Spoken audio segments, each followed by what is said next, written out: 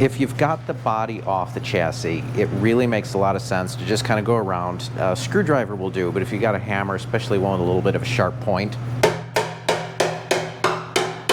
you want to kind of go around the frame. Hit it from different sides, make sure that things are solid, kind of front to back, because you're not going to have better access than you do right now. And I'm really glad that I did this because I found something. Let me show you. One of the areas that I just checked randomly is back here. There's a cross brace that goes on. This goes kind of in front of the engine. And when I got to this side, I noticed not incredibly solid. Hammer went right through. I could have done that with a screwdriver. This did not take much force. So I'm going to cut out this section. I'm going to weld in a new piece. The hard part's going to be making sure that the bolts are located in the same spot. So probably what I will do is make my piece before and make sure that I drill the holes for this. I'm going to have to weld in some nuts on it, and then obviously cut this panel out. And then fortunately it's just a rectangle, so it doesn't look like it's too difficult to do, but this absolutely has to be done. I mean, you don't want that bad of corrosion right by where the front springs are. So I'm not going to touch the front springs. I think the more that you cut out and re-weld back in this area, unless you're using new pieces, you may be doing more harm than good. But this is not good, so we're going to replace this piece and at least restore some integrity to that. So that is also next on the list, and then we're going to go around and check the welds, make sure that everything else is in good order. But yeah, that's got to be repaired.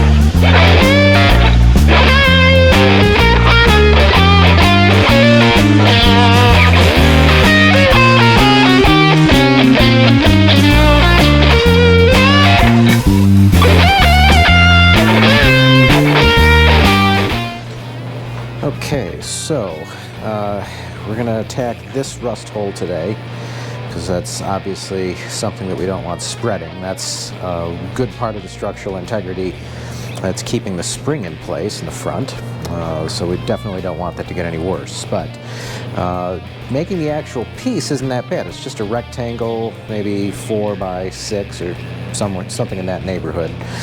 But when this cross brace bolts on, we need these 3 bolt holes to be in the right spot. And the bolt holes aren't so bad, but there's a nut behind it, and we need that to be in the same place as well. These 2 I could reach. This one I can't. That's kind of up behind this dome here for the spring. So I think what I'm going to have to do is I'm going to cut this panel out, and I'm going to make a new one that's the right size. I think then that I'm going to kind of make sure that there are holes in the right place so that it's sort of approximated. I'll tack it in place. I think I'm then going to bolt this up to it, and I'm going to put in at least these 2 bolts because I can reach the nut on the other side. And I'll tighten it down. I'll make sure that it's good and secure, and then that way the holes aren't moving. And then I'll cut off the tacks that I put on and just remove it along with this cross brace. And I'll put in the third bolt, and then I can weld the nuts in place while it's tight on the panel. And then in theory, I should be able to put it exactly back in the same place, bolt this side down again so that it's not moving around, and this should line up, maybe with a slight bit of adjusting, but I'll know that I'll be able to take this on and off because that's going to be important later. So, all right, that's enough talking. Let's get to work.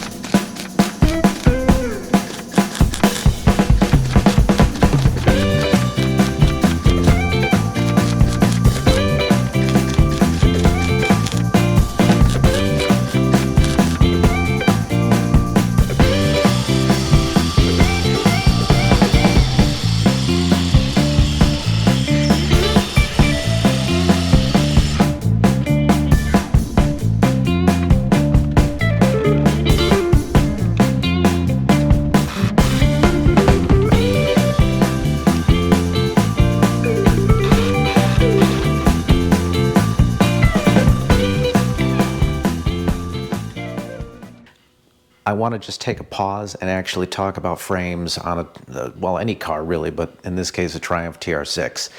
And there's just a few things worth noting. So this frame came out from underneath the car where the body work had actually been reasonably well restored. The paint looks great, the body is straight, there's no rust in the floors, the rockers are solid, the interior's been redone, the top's been redone. And yet, for some reason, whoever built the car put a frame underneath it that, as you've probably seen in some of the videos where I'm disassembling it, it just bodged it up. They just didn't do a terrific job on the metal work for it. So that's why this came out. But there's a couple of points that I want to make. So first of all, I'm being paid to do this. And before you start at any sort of a project like this, you really, really need to know where you want it to go. How good do you want it to be? What is your end goal, right? And in this case, the end goal is not to make the car, you know, award-winning. It's to make it structurally sound, safe, and just able to use on the road. You know, I suggested, for example, you should really consider sandblasting the frame, at least see what's underneath it, right? I suggested we should look for a different frame, even if it's just one from another car. There's accident damage back here. So this frame came with a number of problems.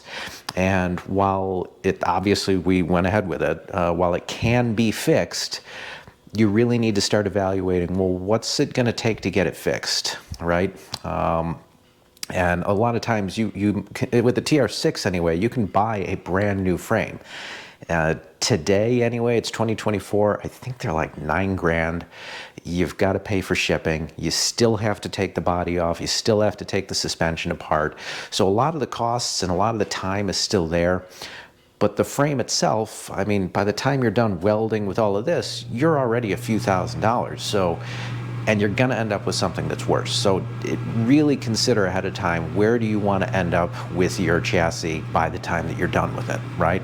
If you've got budget constraints, I get it. In the case of this frame, there is accident damage, but the body is restored already. And we're not 100% sure if we put an actually good, straight, perfect frame underneath that car, I don't know if the body would fit, because it may have been restored to suit this. So rather than introduce some complications, again, we went ahead with this. But the only point I wanted to make is you really need to consider what you have and what it is that you want to end up with before you get started. It's not really possible to get a quote on this sort of stuff because it's different for every car. Just, again, be aware of what you've got. You could be into a project that could potentially take months and thousands of dollars, and you still may not end up with something that you're super happy with. So it's just something worth considering, and that goes for the rest of the restoration as well. If you have a Spitfire that you're restoring, you're likely to put more money into that car than it'll ever be worth, especially if you're paying somebody else to do the work.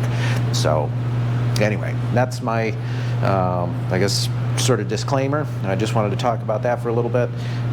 Look forward to some more videos coming up. So yeah, hope you enjoy. If you guys have questions, post them in the comments below. Otherwise, like, subscribe.